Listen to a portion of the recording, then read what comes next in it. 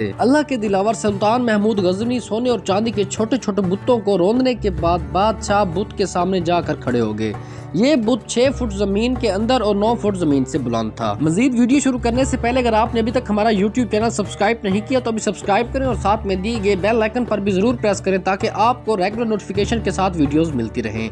और अगर आपने अभी तक इस वीडियो को लाइक नहीं किया तो एक लाइक भी कर दें। बगैर वक्त ज़ाया किए चलते हैं अपने मेन टॉपिक के ऊपर। इसी दौरान शहर के मोजे समझे जाने वाले हिंदुओं ने मुंह मांगी कीमत और मालो दौलत की पेशकश की कि सोमनाथ के बादशाह बुत को कुछ ना कहें। तो सुल्तान महमूद गजनी के दानिशवरों ने मशवरा दिया कि पत्थर को तोड़ने का क्या फायदा जबकि मालो दौलत मुसलमानों के काम आएगा।